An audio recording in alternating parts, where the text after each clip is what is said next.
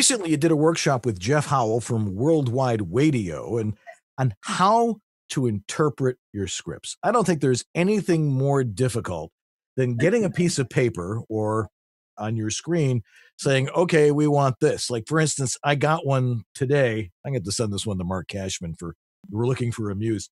It said they wanted something between the guy doing the, because we'll talk about the specs. Somebody doing the most interesting man in the world and Tevye. Okay. And it was for a Greek restaurant, and I'm like, Tevye's not Greek. That's right. That could be my all-time favorite one. I'm like, okay, I'll give it a shot. Whatever. Gee, maybe I'll actually get that one. That'll be fun to hear. But I mean, how do you interpret that? How do you look at that and go, huh? Because copy is copy. I mean, you can see obviously the poetry in the copy and how things flow through and stuff like that. Tell us more about that. It's not as simple as I'm going to make it sound.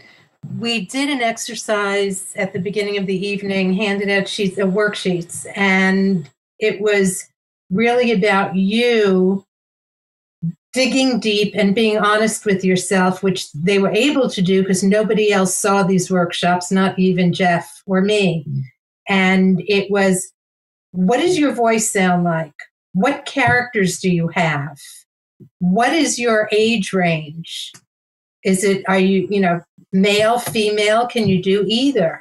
Can you do Bart Simpson? Can you do some old, decrepit 95-year-old guy yelling, get off my lawn? Get off my lawn. Yeah. Right, can you do that?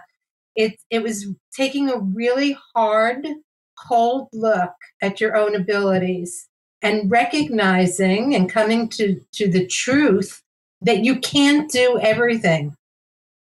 And so once you have those list of adjectives that suit you, when you get those specs, you just match them up.